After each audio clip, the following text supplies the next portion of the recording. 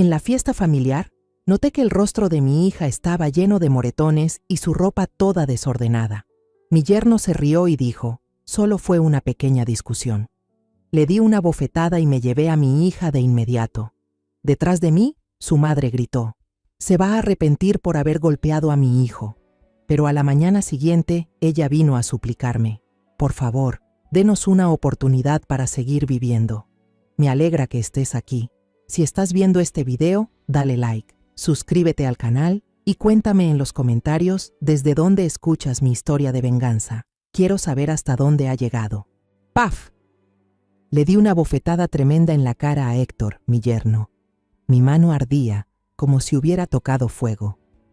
El sonido del golpe resonó en todo el salón, agudo, cortando cualquier otro ruido.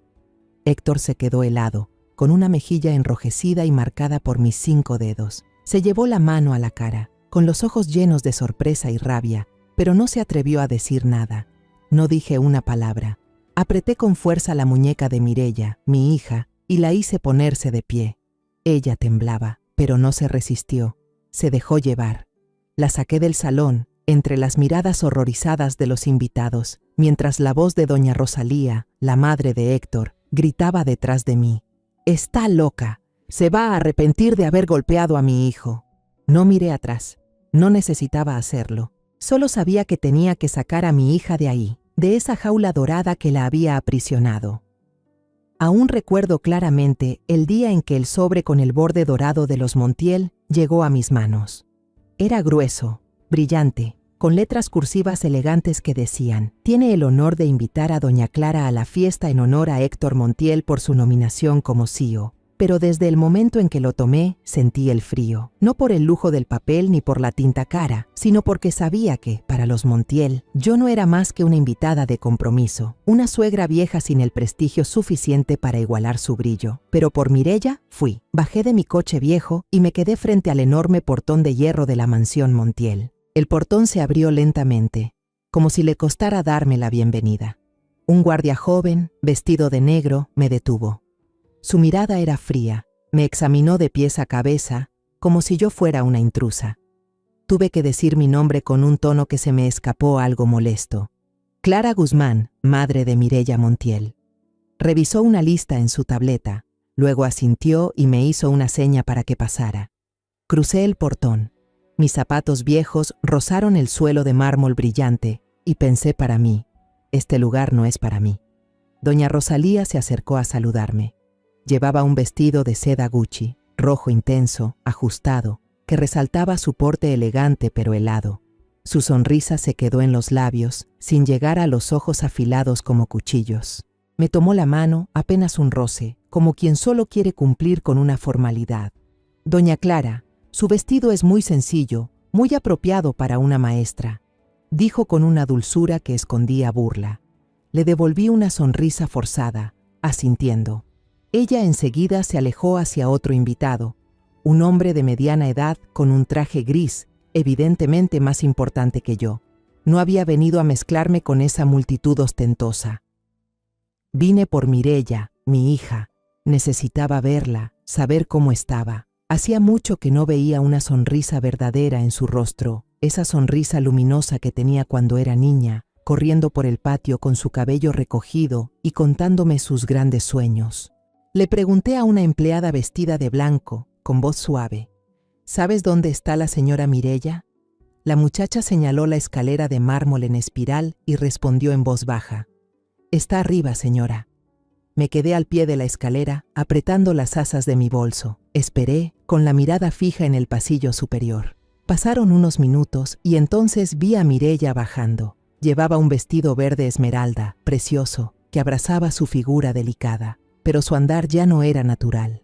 Caminaba lento, rígida, como si cada paso pesara toneladas. Desde lejos sentí que algo no estaba bien. El corazón me empezó a latir con fuerza. Un mal presentimiento me subió por el pecho. Cuando Mireya se acercó, la luz del candelabro iluminó su rostro. Me quedé helada. Un lado de su mejilla tenía una mancha morada, apenas disimulada bajo una capa gruesa de maquillaje. El labio estaba hinchado, con un pequeño corte del que brotaba un hilo de sangre, rojo como una advertencia. La manga de su vestido estaba algo arrugada, como si alguien la hubiera jalado con fuerza. Sentí la sangre hervirme por dentro, pero me obligué a mantener la calma. Me acerqué, tomé su mano y la llevé hacia un rincón detrás de una columna grande, donde la luz no era tan intensa. Mi voz temblaba, casi en un susurro. «Mireya, ¿qué es esto? ¿Qué te pasó?» Ella se sobresaltó, los ojos muy abiertos por el miedo. Rápidamente bajó el cabello para cubrir el moretón y tartamudeó. «No, no es nada, mamá». Me resbalé en el baño. Su voz era débil, temblorosa, como si ni ella misma creyera su mentira.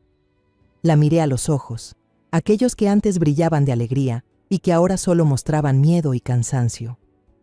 Traté de mantener la voz firme. «Mireya, no me mientas». En ese momento apareció Héctor. Se acercó con su traje negro impecable, el cabello perfectamente peinado y una sonrisa radiante, como un actor en escena. Pasó el brazo por los hombros de Mireya, la apretó ligeramente, y vi cómo ella fruncía el rostro de dolor.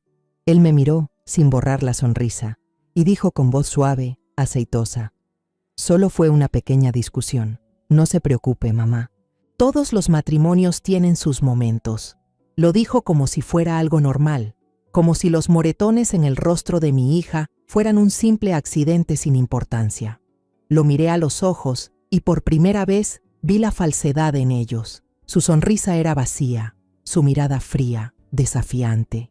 Bajo la luz del candelabro vi los ojos enrojecidos de Mireya, llenos de lágrimas, suplicando ayuda. Sentí una oleada de furia tan intensa que apenas pude contenerme. Había criado a Mireya con todo mi amor, sin permitir jamás que nadie la lastimara, y ahora la tenía frente a mí, herida, con el hombre que le había hecho daño sonriéndome con descaro. No pensé en nada más. La ira estalló como un incendio. Me levanté de golpe. La silla raspó el suelo de mármol y produjo un sonido estridente. Toda la mesa quedó en silencio. Las miradas se volvieron hacia mí. Los murmullos se detuvieron. Incluso el piano dejó de sonar. No me importó. Caminé alrededor de la mesa, mis tacones golpeando con fuerza el piso. Héctor me miró sorprendido. Balbuceó: «Mamá, ¿qué pasa?».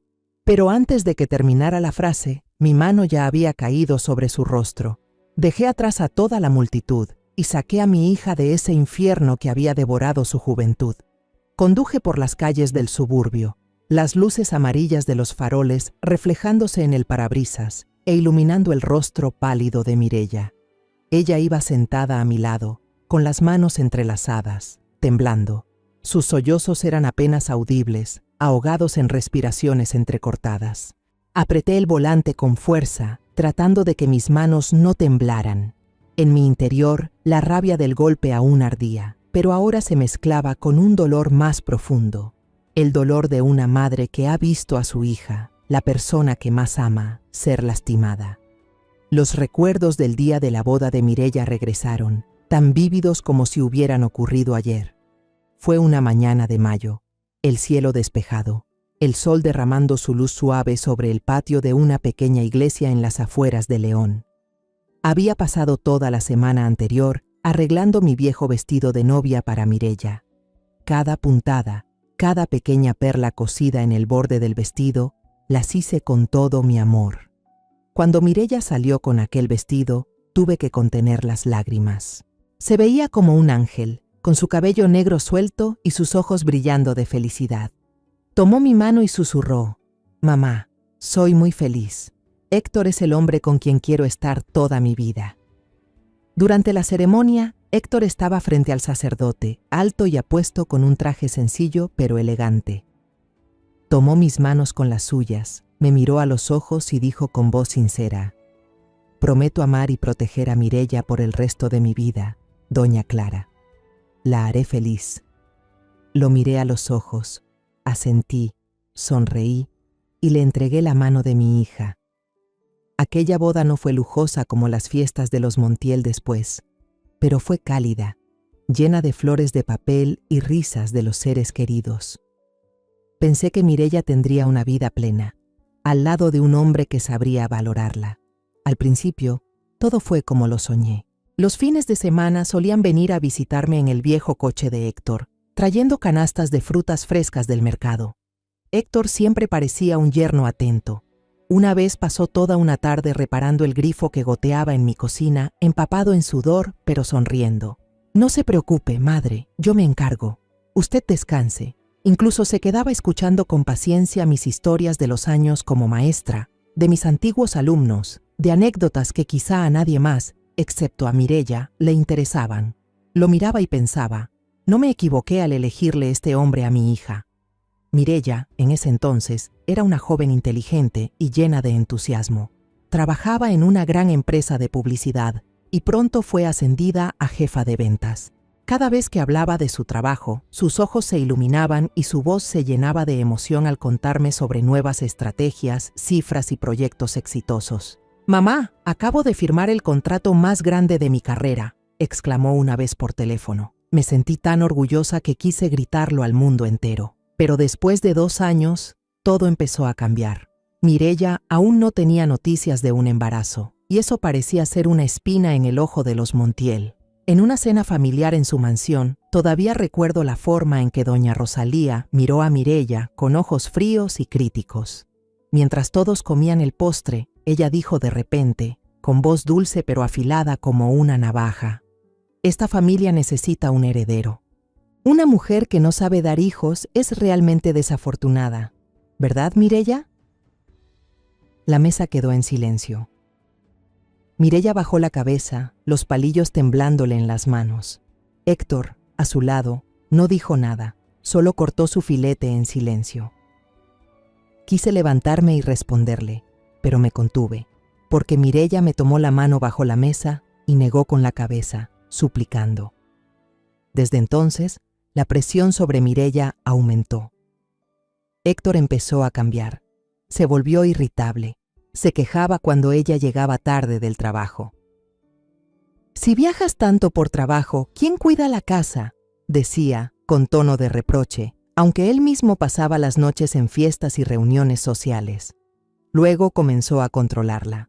Una vez, escuché por casualidad a Mireya hablar con una amiga por teléfono.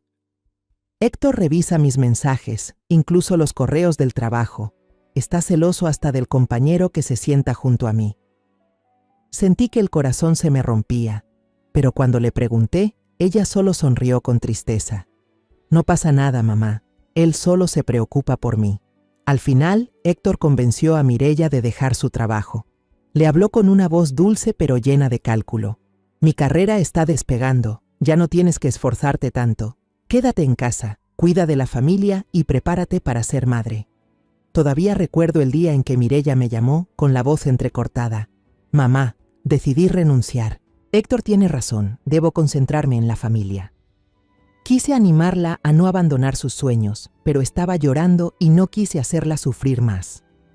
Amaba a Héctor y por ese amor renunció a una carrera que estaba en su mejor momento. Las veces que fui a visitarlos después, su casa siempre estaba impecable, pero fría. Mireya se veía más delgada y sus ojos siempre tenían una tristeza distante. Intenté preguntarle cómo estaba, pero siempre evitaba el tema. «Estoy bien, mamá», decía, pero su sonrisa era tan frágil como el cristal, como si con solo tocarla pudiera romperse. Una vez le llevé su sopa de pollo favorita. Cuando estaba frente a la puerta, escuché la voz de Héctor gritando desde adentro, con un tono helado: «¿Quién crees que eres para contradecirme?». Sonó algo pesado cayendo, y mi corazón se encogió. Toqué el timbre una y otra vez, y el grito se detuvo de inmediato. Mireya abrió la puerta con los ojos rojos, forzando una sonrisa. «Mamá, justo estaba viendo una película triste». Me jaló hacia adentro, tratando de hablar con alegría, pero no pude evitar notar el temblor de sus manos cuando tomó el tazón de sopa. Quise abrazarla, sacarla de ahí, pero su sonrisa débil me suplicaba que no dijera nada. «De verdad estoy bien, mamá. No te preocupes», dijo, y yo, como una madre impotente, solo pude asentir, aunque en mi interior sabía que mentía. Salí de mis pensamientos cuando la luz suave frente a mi casa apareció poco a poco. Abrí la puerta y encendí la vieja lámpara del salón. La luz amarilla llenó el cuarto, iluminando las paredes familiares, donde colgaba la foto de familia tomada cuando Mireya era pequeña. La miré. Su vestido verde esmeralda ahora estaba arrugado, su cabello enredado pegado a un rostro cubierto de lágrimas. Le pedí que se sentara en el sofá, con voz suave pero firme. «Siéntate, hija, voy a traer unas cosas». Fui al baño y saqué el botiquín que siempre guardaba en el armario. Al regresar, me senté frente a ella y con cuidado limpié la pequeña herida en la comisura de sus labios con algodón empapado en desinfectante. Cada vez que el algodón tocaba su piel, se estremecía, cerrando los ojos por el dolor. No le pregunté nada, solo continué en silencio, pero dentro de mí, cada movimiento era como una forma de reproche. ¿Cómo dejé que todo llegara a esto? Esa noche no pude dormir. Me quedé en la cocina, mirando por la ventana oscura, escuchando los movimientos de Mireya en su antigua habitación. Su llanto suave atravesaba las paredes delgadas, como cuchillos que me atravesaban el corazón. Me levanté y preparé una taza de té de manzanilla caliente, el mismo que solía hacerle cuando era niña y estaba triste. Entré en su habitación, dejé la taza sobre la mesita y me senté al borde de la cama. Mireya estaba hecha un ovillo, con los ojos cerrados, pero sabía que no dormía. Le acaricié el cabello y susurré: «Bebe un poco de té, te hará sentir mejor». No respondió, solo asintió levemente, y poco a poco se quedó dormida bajo la luz tenue de la lámpara de noche. A la mañana siguiente, la tormenta de verdad llegó. La vecina, doña Elena, tocó la puerta con un periódico local en la mano, la cara llena de preocupación. «Clara, mire esto», me dijo, con una voz suave como si temiera herirme. Abrí el periódico y en la primera página, en la sección Alta Sociedad, había una foto grande del momento en que yo golpeaba a Héctor en la puerta de la mansión de los Montiel, con los ojos llenos de furia. El titular sensacionalista me saltó a la vista. «La furia de la suegra. Madre política ataca a su yerno en la fiesta de nominación». Pasé la vista por el artículo. Cada línea era como una puñalada. Decían que yo era una suegra envidiosa del éxito de Héctor, que había inventado lo de los golpes a mi hija para destruir su reputación justo antes de la votación importante. Incluso insinuaban que yo tenía problemas mentales. Una mujer vieja incapaz de controlar sus emociones. Doblé el periódico intentando que no me temblaran las manos. Doña Elena me miró, preocupada. «No se preocupe, Clara. Todos saben que los Montiel tienen dinero. Pueden comprar hasta la prensa». Asentí con una sonrisa forzada. «Gracias, Elena. Estoy bien», pero cuando ella se fue, sentí una ola de ira y humillación subirme por dentro. No solo habían herido a Mireya, también me habían convertido en una loca ante los ojos de todos. El teléfono de la casa empezó a sonar sin parar. Números desconocidos llamaban. Algunos se decían periodistas que querían entrevistarme. Otros me insultaban llamándome vieja loca. Me quedé mirando el aparato y con frialdad saqué el cable del enchufe. El timbre cesó, pero el silencio dentro de la casa se volvió aún más pesado. Entré a la cocina pensando en preparar una sopa de pollo para Mireya, su comida favorita desde niña. Creí que un poco de sabor familiar podía hacerla sentir más segura. Pero mientras cortaba cebolla, escuché una silla moverse suavemente en el comedor. Mireya se había levantado, estaba sentada allí con mi viejo pijama, la manga caída dejando ver su brazo delgado. Cuando alargó la mano para tomar un vaso de agua de la mesa, la manga se deslizó del todo. Me quedé helada. En su muñeca había moretones oscuros, marcados con la forma de dedos, como si alguien la hubiera torcido con brutalidad. El corazón me dio un vuelco. Dejé el cuchillo, me acerqué despacio y le tomé la muñeca con cuidado. «Esto no es por haberte resbalado en el baño, ¿verdad, Mireya?», le dije, con una voz tranquila pero helada. «Ninguna caída deja marcas así».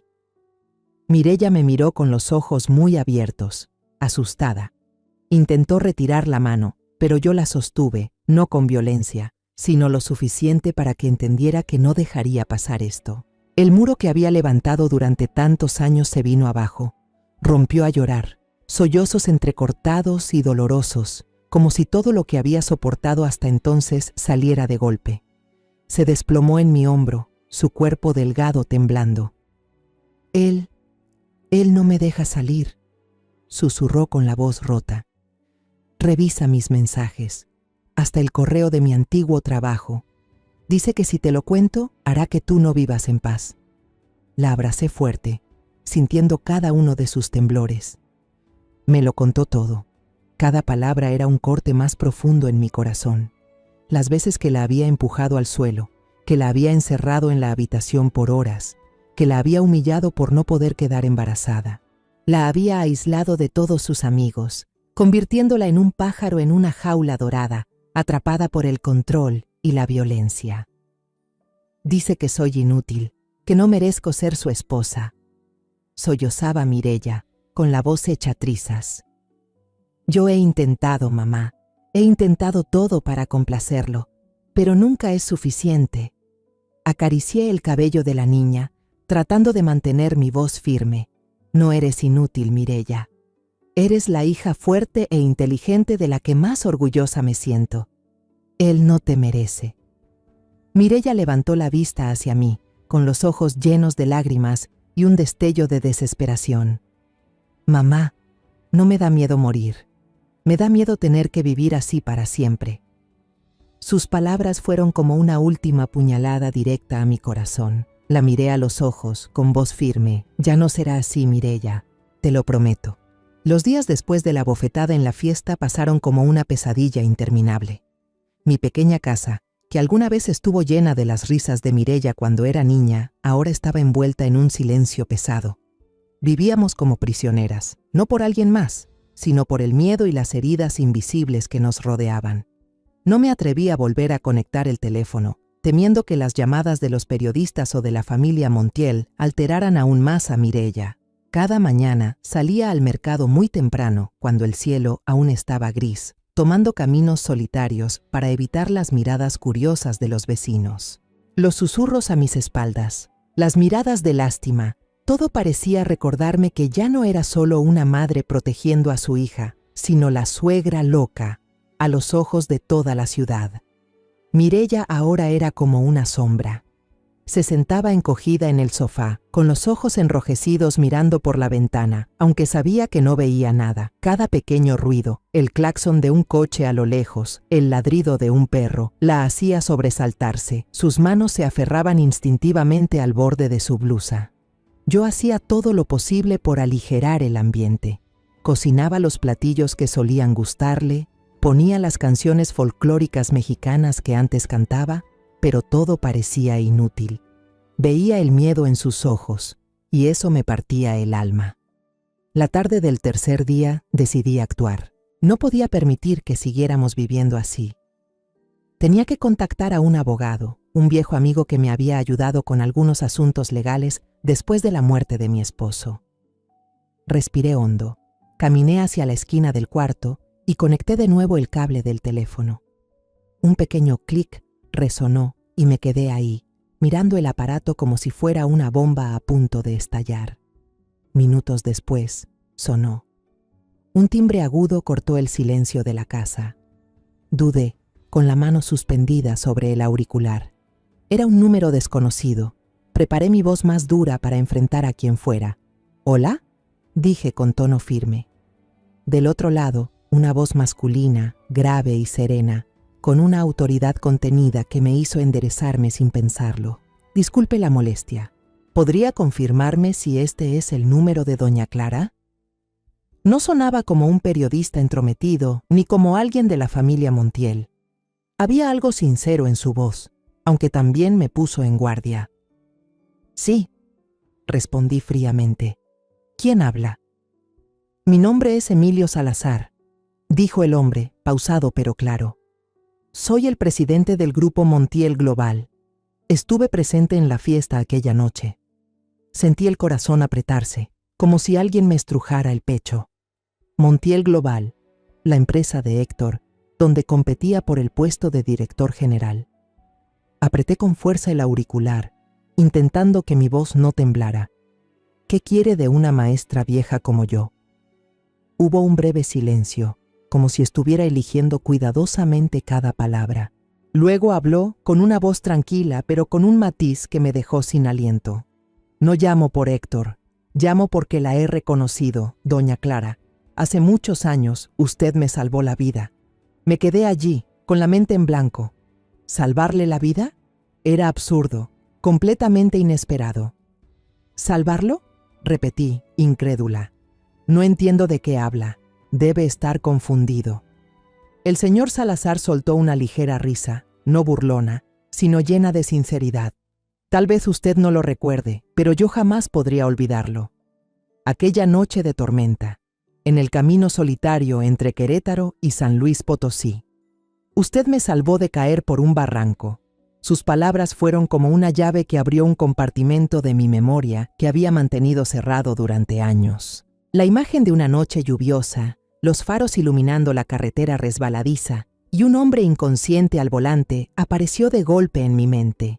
Permanecí inmóvil, con el auricular pegado al oído, sin saber qué decir. El señor Salazar continuó, con el mismo tono sereno. La he buscado durante muchos años. Cuando la vi en la fiesta y escuché su nombre, supe que no podía ser una coincidencia. Doña Clara, ¿podría verla en persona? Quisiera hablar con usted con más calma. Me propuso una cita en el Rincón del Poeta, un pequeño café antiguo en el centro de León, con paredes de ladrillo cubiertas de bugambilias y un ambiente sencillo, en total contraste con el lujo de la casa de los Montiel.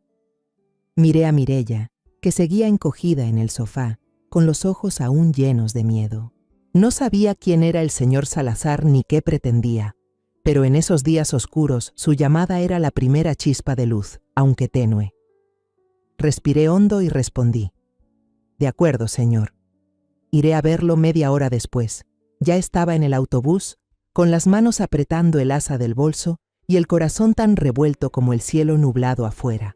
El sonido constante de las ruedas sobre la autopista, el paisaje que pasaba por la ventana, campos secos, casas humildes mezcladas con mansiones recién construidas, todo me arrastraba hacia un recuerdo que había intentado enterrar.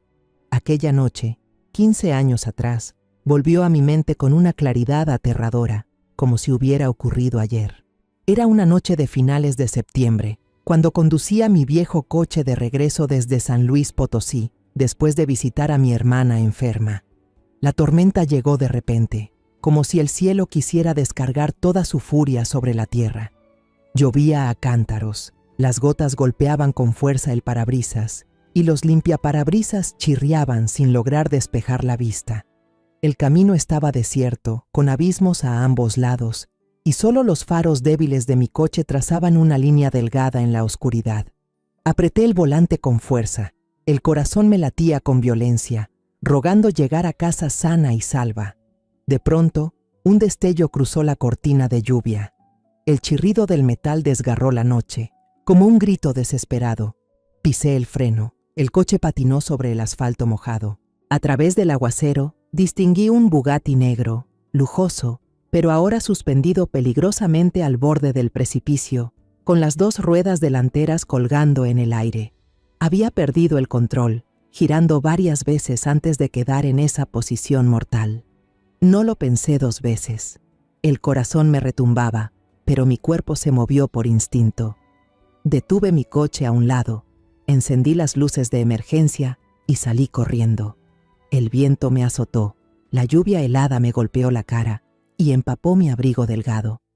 Corrí hacia el coche accidentado, respirando con dificultad. La puerta del conductor estaba atascada, el vidrio hecho añicos. A través del cristal roto, vi a un hombre desplomado sobre el volante, con sangre escurriendo de la frente, inconsciente. El olor a gasolina me golpeó la nariz y fruncí el ceño sin querer. Estaba aterrada, pero sabía que no podía irme. Corrí hacia la puerta del pasajero, por suerte no estaba cerrada. Me metí dentro, con el agua de lluvia goteando desde mi cabello hasta el suelo del coche. Sacudí al hombre, grité: «Oiga, despierte». Pero no se movía. El coche se estremeció, emitiendo un crujido aterrador. Sabía que podía caer por el barranco en cualquier momento. con todas mis fuerzas, desabroché su cinturón de seguridad, pasé mis brazos por su pecho y empecé a tirar. Era alto, pesado, como una roca. Casi me rendí. Mis pies resbalaban en el piso empapado. Cada vez que tiraba, sentía que mi cuerpo se desplomaba, pero apreté los dientes y me susurré: «No te rindas, Clara». Finalmente, tras unos minutos de tensión insoportable, logré sacarlo del coche y lo arrastré varios metros lejos del borde.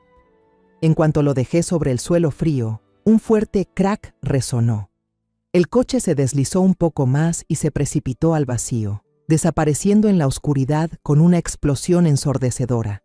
Me quedé allí, jadeando, mirando la nada, con el corazón todavía temblando. Me arrodillé junto al hombre y revisé su pulso. Aún latía, débil, pero vivo. Saqué mi bufanda y la presioné contra la herida de su frente para detener la hemorragia. La sangre tiñó de rojo la tela, pero no me detuve. En ese entonces no tenía teléfono móvil. Miré alrededor, solo lluvia y oscuridad. Recordé que a casi 1 kilómetro había pasado por una cabina telefónica. No quería dejarlo, pero no tenía otra opción. «Aguante, por favor», le susurré, aunque sabía que no podía oírme.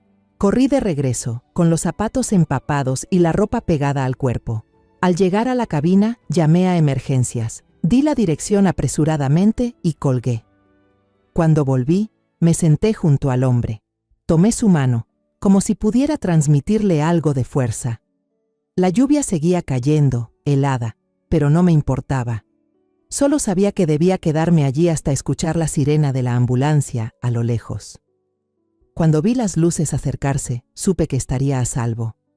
Me levanté, regresé silenciosamente a mi coche y conduje bajo la lluvia, sin dejar mi nombre, sin esperar reconocimiento. Solo quería volver a casa, darme una ducha caliente y olvidar aquella noche espantosa. Cuando el autobús se detuvo en la estación de León, me sacudí del recuerdo. Apreté con fuerza el asa de mi bolso y bajé, con el corazón revuelto. Nunca imaginé que aquel hombre sería Emilio Salazar, y hoy volvería a verlo, no en una carretera desierta, sino en una pequeña cafetería en el centro de la ciudad. No sé qué querrá de mí, pero siento una conexión extraña, como si el destino nos empujara a encontrarnos de nuevo después de 15 años. Entré en el Rincón del Poeta, un pequeño café escondido en un callejón estrecho del centro de León. Las paredes de ladrillo antiguo estaban cubiertas de bugambilias rojas que caían como una cortina natural, protegiendo el lugar del bullicio de la ciudad. Dentro, el ambiente era acogedor, impregnado del aroma del café recién tostado y del olor a libros viejos que emanaban de los estantes de madera alineados a lo largo de las paredes. Una suave melodía de música folclórica mexicana flotaba en el aire, mezclándose con los murmullos de unos pocos clientes dispersos.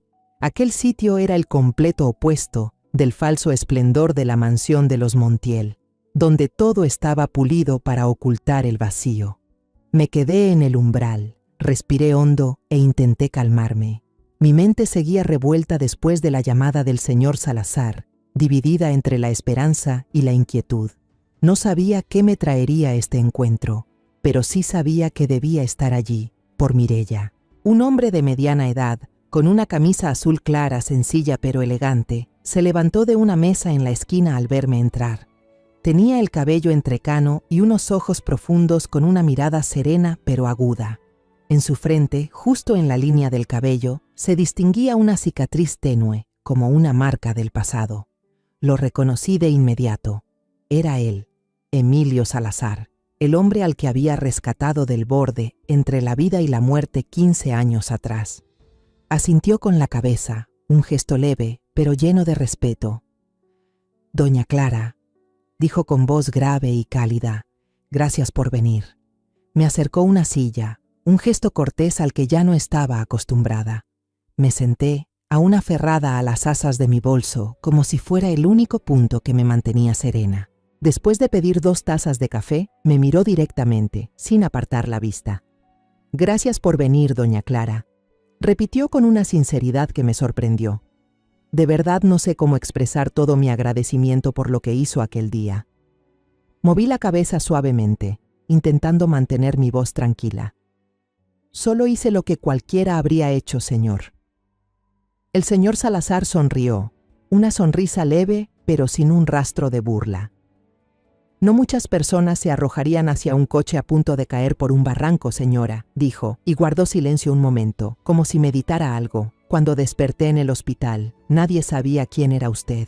La busqué durante años. Cuando la vi en la fiesta y escuché cómo respondió a doña Rosalía, supe de inmediato que había encontrado a la mujer valiente de aquel día. Sus palabras me hicieron sentir incómoda. No estaba acostumbrada a los elogios, menos aún por algo que había intentado olvidar. No lo hice para que me recordaran. Respondí con voz baja. Solo quería que él viviera.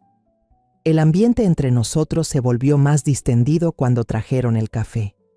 El vapor subía, suave, como una caricia tranquilizadora.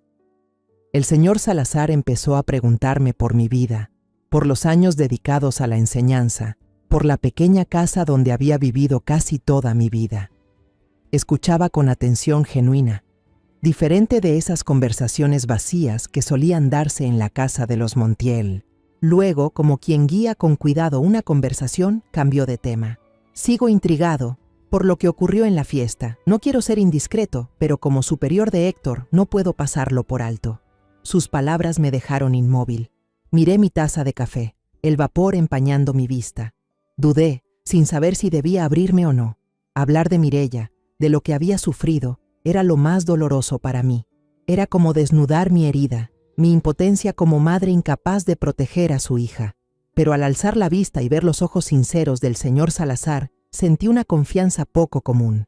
Respiré hondo y comencé a hablar, despacio pero con firmeza, como si cada palabra pesara lo justo.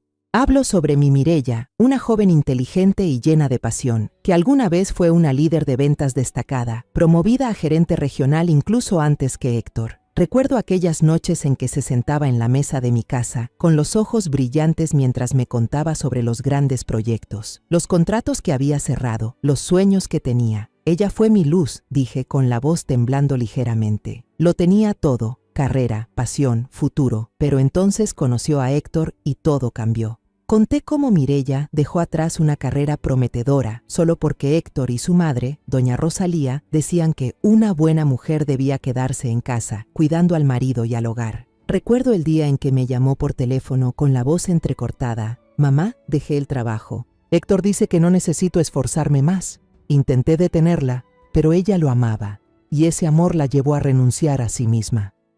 No entré en detalles sobre los golpes, solo pensarlo me dolía el alma. Pero le hablé al señor Salazar del momento en que vi los moretones en el rostro de mi hija.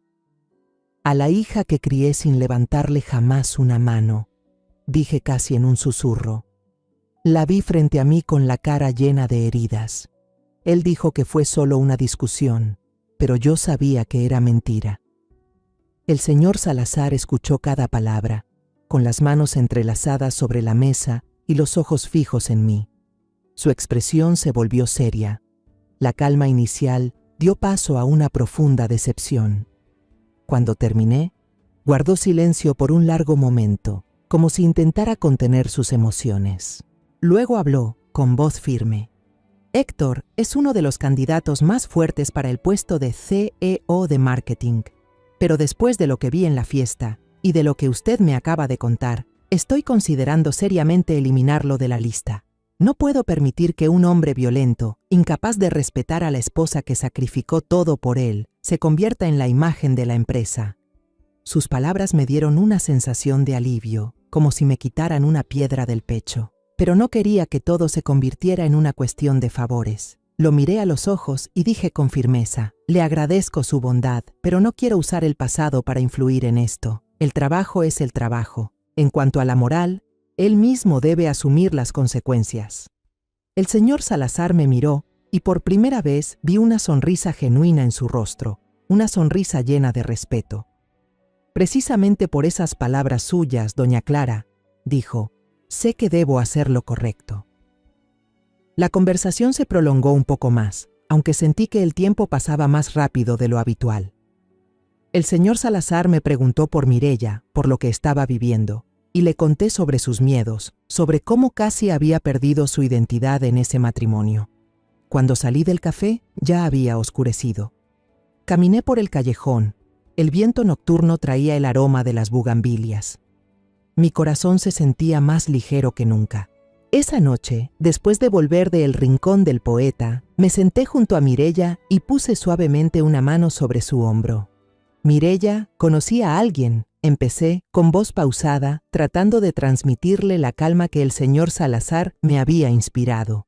Le conté sobre nuestro encuentro, resaltando su integridad y sinceridad, no su poder o posición en Montiel Global. Quería que sintiera que, aunque estemos rodeadas por la oscuridad, aún existen personas dispuestas a ponerse del lado de lo correcto. Mireya escuchó, con los ojos muy abiertos, al principio llenos de miedo. «Mamá», susurró, con la voz temblorosa, «¿y si él se entera? Héctor no nos dejará en paz». Le tomé la mano, apretándola suavemente para tranquilizarla. «Sé que tienes miedo, pero el señor Salazar no es parte de los Montiel. Él entiende lo que estamos viviendo». Seguí contándole que el señor Salazar había dicho que no podía permitir que alguien como Héctor representara a la empresa. Al oír eso, vi algo cambiar en los ojos de Mireya. El miedo fue cediendo, dejando paso a un destello de determinación, como si una pequeña llama dentro de ella comenzara a encenderse después de tanto tiempo apagada. Después de un largo silencio, Mireya levantó la vista, aún con la voz temblorosa, pero con una firmeza que no le había visto en mucho tiempo. «Mamá», dijo, «quiero verlo. Tengo algo que creo que él debe saber». La miré, sorprendida. Mireya se levantó, fue a su antigua habitación y regresó con una laptop vieja y un fajo de documentos guardados en una carpeta azul. Le temblaban las manos al sostenerlos, como si se tratara de un secreto pesado que había guardado demasiado tiempo. «¿Qué es eso, hija?», pregunté suavemente. Ella solo negó con la cabeza y murmuró: «Lo sabrás cuando lo veamos». Llamé al señor Salazar esa misma noche, con el corazón lleno de ansiedad pero también de esperanza. Aceptó vernos y propuso un lugar discreto, la oficina de un abogado en el centro de León, donde nadie de la familia Montiel podría encontrarnos. «Organizaré todo para que podamos hablar con seguridad», dijo por teléfono, con una voz grave y firme. Sentí la seriedad en cada una de sus palabras, y eso me hizo confiar en que no solo quería ayudarnos, sino también hacer lo correcto. 2 días después, Mireya y yo llegamos a la oficina del abogado. El edificio estaba en una calle tranquila, con paredes blancas y ventanas de vidrio esmerilado para asegurar la privacidad. Mireya llevaba la laptop y los documentos pegados al pecho, sus manos heladas cuando las tomé para guiarla adentro. Podía sentir el ritmo acelerado de su corazón, pero aún así siguió caminando, con la cabeza en alto, como si intentara recuperar una parte de sí misma. En la sala de reuniones estábamos solo nosotros 3, Mireya, el señor Salazar y yo. Él se levantó, saludó a Mireya con una leve sonrisa y un apretón de manos respetuoso. «Señorita Mireya», dijo con voz cálida, «gracias por venir. Quiero escuchar su historia». Su gesto hizo que Mireya se relajara un poco, aunque todavía notaba que sus hombros temblaban levemente. Nos sentamos alrededor de una mesa de madera sencilla. Mireya colocó la laptop y la carpeta sobre la mesa, pero aún mantenía las manos encima, como si no estuviera lista para abrirlas. Puse mi mano sobre su hombro y le susurré: «Habla, hija, aquí estoy». Mireya respiró hondo y comenzó.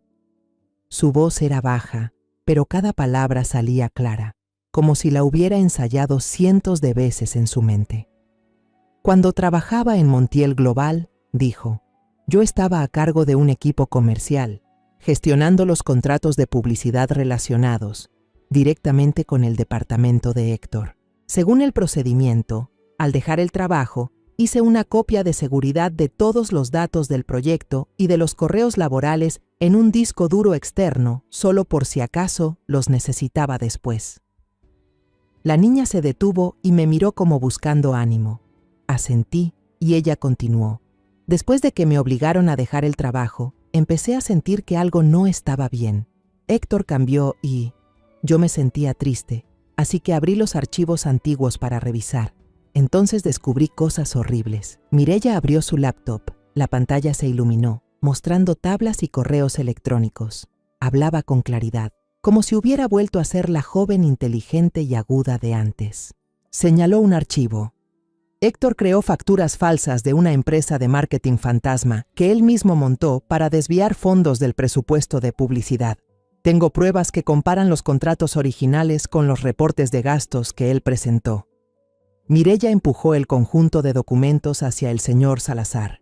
Su voz empezó a temblar. También falsificó la firma del antiguo jefe de departamento que ya está jubilado para aprobar gastos indebidos. Tengo los correos originales donde ese jefe rechazó esas propuestas antes de irse. Luego abrió otra cadena de correos. Su voz se quebró. Y lo peor es que Héctor usó su poder para acosar a una empleada del equipo. Cuando ella lo rechazó, él la obligó a renunciar. Tengo todos los correos entre ellos. Me quedé allí, escuchando cada palabra, con una mezcla de orgullo y dolor. Orgullo porque Mireya había recuperado su valentía, pero dolor por lo que había soportado en silencio. Sacó un USB del bolso y lo colocó sobre la mesa junto con los documentos. Aquí está toda la evidencia, dijo con la voz entrecortada, mientras las lágrimas empezaban a caer. He guardado silencio demasiado tiempo por miedo. Puedo soportar el dolor, pero no puedo permitir que él siga dañando a otros ni destruyendo la empresa del señor. El señor Salazar tomó los documentos y el USB, revisando cada página con cuidado. Su rostro no mostraba emoción, pero vi cómo se tensaba su mandíbula, como si contuviera la ira. Levantó la mirada, nos observó a las dos y dijo con voz grave y firme: «Gracias por confiar en mí. Ya sé lo que debo hacer». Hizo una pausa y miró directamente a Mireya. «Señorita Mireya, usted ha sido muy valiente. Lo que hizo hoy no es solo por usted, sino por todos los demás. Prometo que manejaré esto con justicia». Una semana después de la reunión con el señor Emilio Salazar, Mireya y yo vivíamos en una espera llena de tensión. Nuestra pequeña casa, antes refugio seguro, ahora parecía una fortaleza en medio de la tormenta. Mireya estaba más tranquila que en los primeros días, pero su mirada seguía perdida, fija en la ventana con una tristeza lejana. Pasaba mucho tiempo sentada en la mesa, revisando viejos cuadernos donde solía anotar ideas de trabajo. A veces sonreía al leer alguna frase, como si redescubriera partes de sí misma que había olvidado. Yo no preguntaba mucho, solo la observaba en silencio, con el corazón dividido entre orgullo y dolor. Orgullo porque intentaba levantarse y dolor porque sabía que las heridas en su interior seguían abiertas. «Mamá», dijo una vez, levantando la vista con voz suave, «creo que quiero volver a trabajar». Asentí y sonreí. «Lo lograrás, Mireya. Siempre has sido más fuerte de lo que crees». Era verdad, aunque también sabía que el camino no sería fácil. El miércoles por la tarde sonó el teléfono. Miré el número. Era del señor Salazar. Mi corazón empezó a latir más rápido. Una extraña corazonada me recorrió el cuerpo. Le hice una seña a Mireya y puse el altavoz para que escuchara. «Señora Clara». La voz de Emilio sonó tranquila, pero con una firmeza inconfundible. «Todo ha terminado». Mireya y yo nos miramos, conteniendo la respiración. Él comenzó a hablar despacio, como si reviviera cada instante de una obra cargada de tensión. La reunión de accionistas tuvo lugar en una elegante sala de conferencias en la sede de Montiel Global, donde las paredes de cristal relucientes reflejaban la luz de los candelabros de cristal. Héctor, con un traje italiano de alto costo, se encontraba de pie en el podio, presentando con confianza su visión para el puesto de CEO de marketing. El señor Salazar contó que Héctor habló sobre la integridad, sobre construir una familia Montiel Global y sobre ambiciosos planes de crecimiento.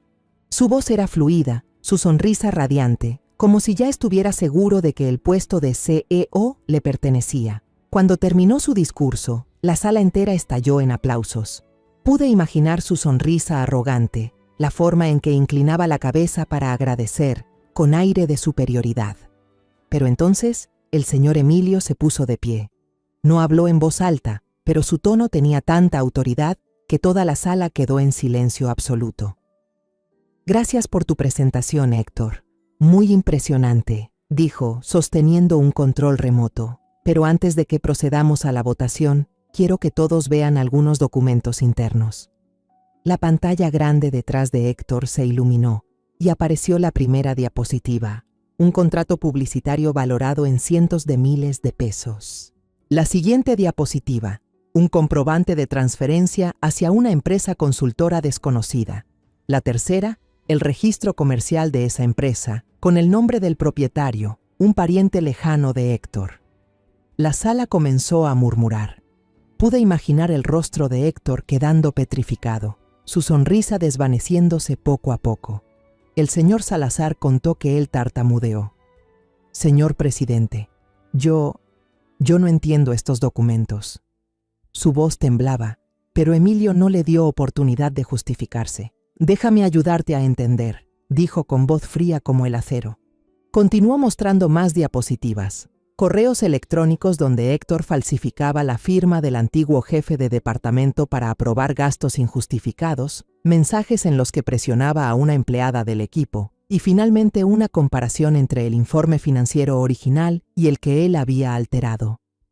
Todo era claro como el día, imposible de negar. El rostro de Héctor estaba pálido, con el sudor corriendo por su frente. El señor Salazar contó que él permaneció allí, temblando bajo la mirada de toda la junta directiva, sin poder pronunciar una sola palabra. Los murmullos crecían, convirtiéndose en una ola de indignación. Emilio apagó el proyector, avanzó hacia el frente, miró fijamente a Héctor y luego al resto de la sala. Su voz fue pausada, firme y resonante.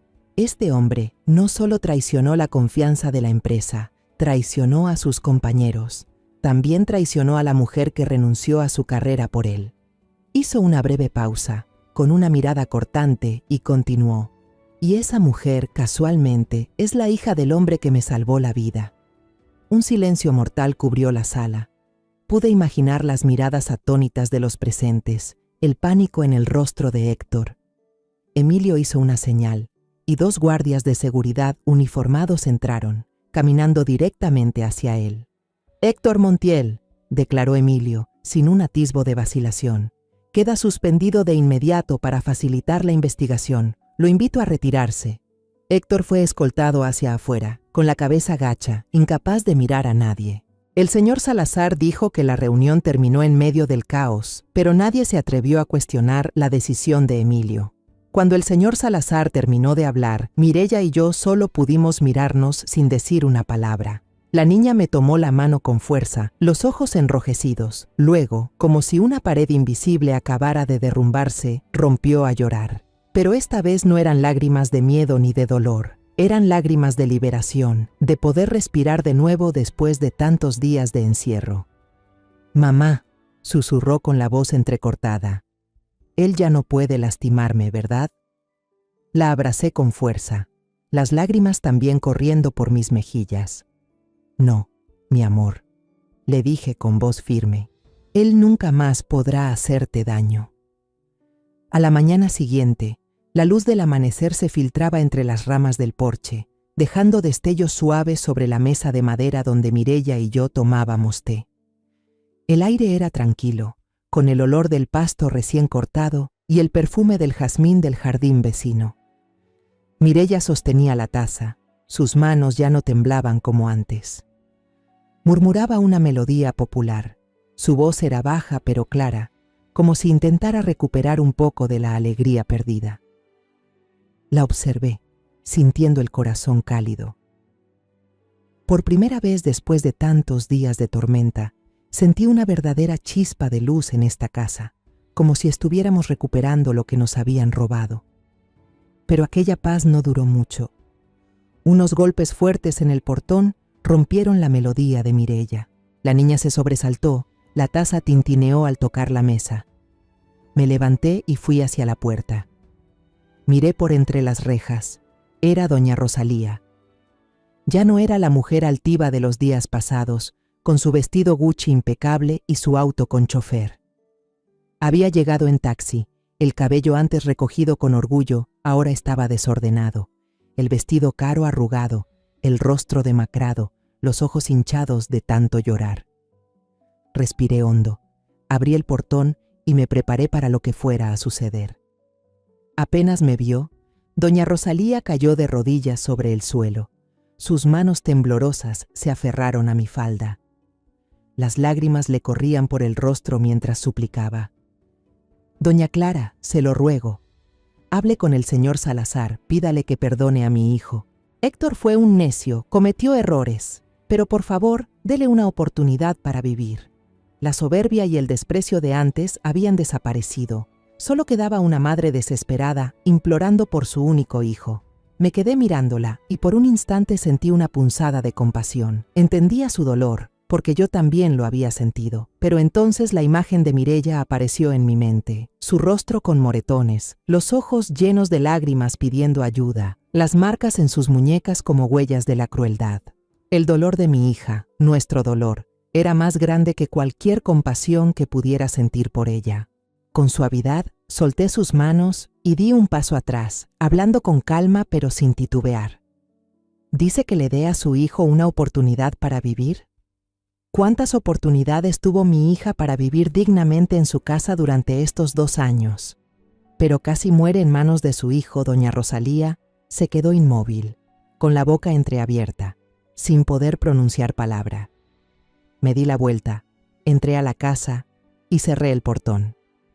El sonido seco del cerrojo resonó como un punto final para todas las deudas con los Montiel. Afuera, los sollozos de la mujer se desvanecían en el aire de la mañana, pero yo no miré atrás. No podía permitir que la lástima borrara todo lo que Mireya había tenido que soportar. Al entrar en la casa, vi a Mireya de pie en el umbral de la sala con los ojos llenos de preocupación. «Mamá, ¿quién era esa persona?», preguntó en voz baja. Sonreí, intentando aliviar el ambiente. «Solo un viejo conocido, no te preocupes». No quería que supiera sobre aquel encuentro. No quería que tuviera que enfrentarse a más fantasmas del pasado. Moví una silla, me senté a su lado y serví más té. «¿Ya desayunaste? ¿Quieres que te prepare unas tostadas?». Mireya asintió, con una sonrisa débil pero sincera. Sabía que estaba esforzándose, y yo también. Justo en ese momento sonó el teléfono de Mireya. Miró la pantalla con los ojos muy abiertos por la sorpresa. Es el señor Salazar, mamá», dijo con voz temblorosa. Le hice un gesto para que contestara, mientras mi corazón latía con fuerza, sin saber por qué llamaba. Mireya dudó un instante y luego presionó el botón para responder, hablando en voz baja. «¿Hola, señor Salazar?». Me quedé a su lado, escuchando la voz grave y cálida de don Emilio, que sonaba al otro lado de la línea, clara y sincera como siempre. «Buenos días, señorita Mireya», dijo él, con una calidez poco común. «La llamo para informarle que el puesto de jefa de desarrollo de negocios regional en Montiel Global está vacante. He revisado su expediente de cuando trabajó aquí. Fue una empleada destacada, con logros impresionantes. Quisiera invitarla a regresar a trabajar con nosotros». Hizo una breve pausa, como para dejar que Mireya asimilara la noticia, y luego añadió con voz firme. «Esto no es compasión, es reconocimiento. La empresa necesita personas con talento e integridad como usted». Mireya quedó paralizada, sosteniendo el teléfono con manos temblorosas. Me miró, con los ojos llenos de lágrimas, pero esta vez vi una sonrisa radiante en su rostro, una sonrisa que hacía mucho no veía. «Señor, yo le agradezco mucho», dijo, con voz entrecortada. «Lo pensaré y le responderé lo antes posible». El señor Salazar rió suavemente al teléfono. «Piénselo con calma, señorita Mireya. Estoy seguro de que hará un gran trabajo». La llamada terminó, y la habitación quedó envuelta en un silencio lleno de emoción. Mireya dejó el teléfono a un lado. Se volvió hacia mí con los ojos brillantes. «Mamá», dijo con voz temblorosa pero llena de esperanza, «creo que este es un nuevo comienzo para nosotras». La abracé, sintiendo los latidos fuertes de su corazón. «Tienes razón, Mireya. le dije, con la voz ligeramente quebrada. Esta es tu oportunidad para empezar de nuevo, para volver a hacer lo que amas. Le acaricié el cabello, el pecho lleno de orgullo. Mi Mireia, la mujer inteligente y fuerte de antes, estaba regresando poco a poco. Las semanas siguientes pasaron como un sueño suave, trayendo consigo la paz que Mireia y yo habíamos anhelado durante tanto tiempo. Héctor fue oficialmente acusado de malversación y fraude financiero. La noticia se esparció rápidamente por León, desde los callejones hasta los edificios más altos. La familia Montiel, con su imperio deslumbrante que tantos admiraban, comenzaba a resquebrajarse desde dentro. Los periódicos que antes elogiaban a Héctor ahora exponían sus actos, y el nombre Montiel ya no era sinónimo de poder, sino de ruina. No sentí alegría por ello, pero sí una sensación de justicia, como si el mundo finalmente hubiera visto la verdad que Mireia y yo habíamos soportado. Con la ayuda de un abogado recomendado por el señor Salazar, Mireia completó el proceso de divorcio rápidamente. Me senté a su lado en la oficina del abogado, viéndola firmar cada documento con una mano firme, sin dudar. Cuando el abogado le entregó una copia del acta de divorcio, Mireia sonrió levemente, como si se hubiera quitado un peso de encima que había cargado durante años. «Se acabó, mamá», dijo en voz baja, pero llena de vida. Le tomé la mano, con el corazón rebosante de orgullo. Mi hija había vuelto. Ya no era la sombra apagada que vivía en la jaula dorada de Héctor. Una mañana, mientras desayunábamos en la cocina, Mireia habló de pronto. «Mamá, he estado pensando mucho en la oferta del señor Salazar». Dejé de masticar, la miré y esperé. Sé que es una gran oportunidad, pero no quiero volver a Montiel Global. Quiero irme de León, dejar esta ciudad que nos ha traído tanto dolor. Quiero regresar a casa, de verdad regresar, conmigo misma. La miré a los ojos y vi en ellos una determinación encendida. Asentí y sonreí. «Te apoyo, Mireia. Lo que quieras hacer, aquí estaré siempre». Así volvimos a una vida tranquila en mi pequeña casa. Mireia decidió usar sus ahorros para abrir una pequeña empresa de consultoría de negocios, trabajando desde casa. La observaba sentada frente a su escritorio en la sala, con la computadora abierta, los dedos moviéndose rápido sobre el teclado, la voz llena de entusiasmo mientras hablaba con los clientes por teléfono. Era ella otra vez, inteligente, aguda y apasionada, como la joven de la que solía sentirme tan orgullosa cuando trabajaba en Montiel Global.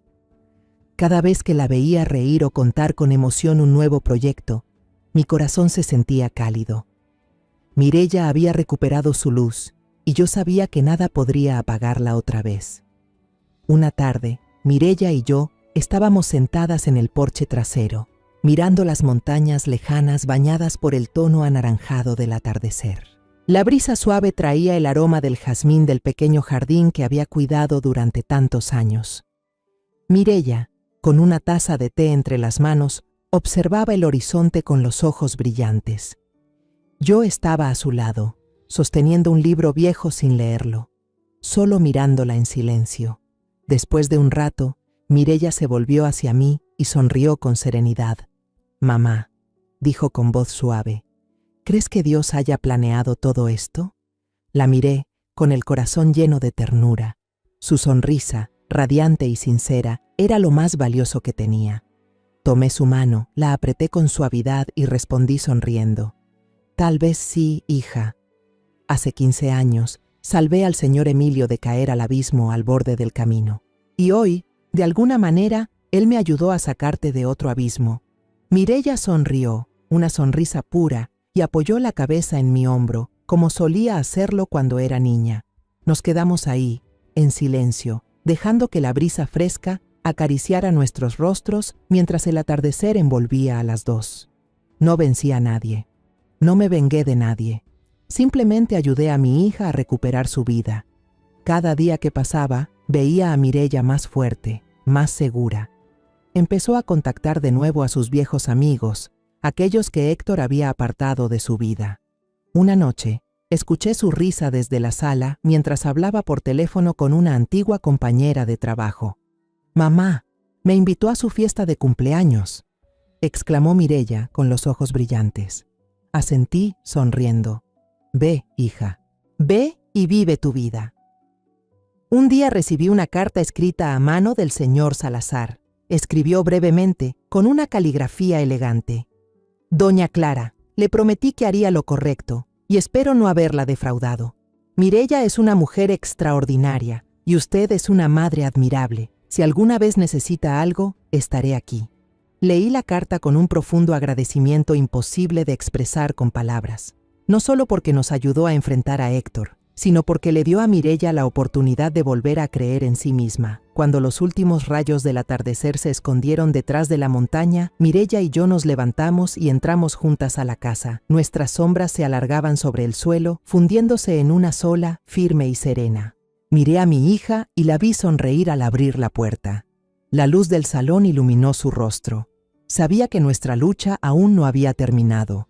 Todavía quedaban días difíciles por delante. Aún había heridas que necesitarían tiempo para sanar. Pero también sabía que, con Mireya a mi lado, con la fuerza que habíamos recuperado, nada podría hacer que madre e hija cayéramos de nuevo. Después de todo lo vivido, comprendí que la justicia no siempre llega de inmediato, pero siempre llega para quienes se atreven a levantarse por la verdad.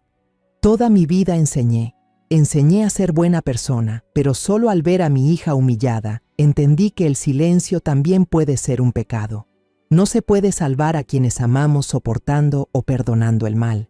A veces hay que enfrentarlo, hay que luchar. Hoy, al ver a Mireya sonreír bajo la luz del atardecer, entendí que el valor no solo está en proteger a los demás, sino en tener el coraje de atravesar el miedo y reencontrarse con uno mismo. Y si la historia de mi hija y la mía puede decir algo, es esto. La verdad puede ocultarse por un tiempo, pero nadie puede enterrarla para siempre. La historia que acabas de escuchar ha cambiado nombres y lugares para proteger la identidad de los involucrados. No la contamos para juzgar, sino con la esperanza de que alguien escuche y se detenga a reflexionar. ¿Cuántas madres sufren en silencio dentro de su propio hogar? Me lo pregunto sinceramente. Si tú estuvieras en mi lugar, ¿qué harías? ¿Elegirías callar para mantener la paz o te atreverías a enfrentarlo todo para recuperar tu voz? Quiero saber tu opinión, porque cada historia puede convertirse en una vela que ilumine el camino de otra persona. Dios siempre bendice, y estoy segura de que el valor nos llevará a días mejores. Ahora, en la pantalla final dejaré 2 de las historias más queridas del canal. Estoy segura de que te sorprenderán. Gracias por quedarte conmigo hasta este momento.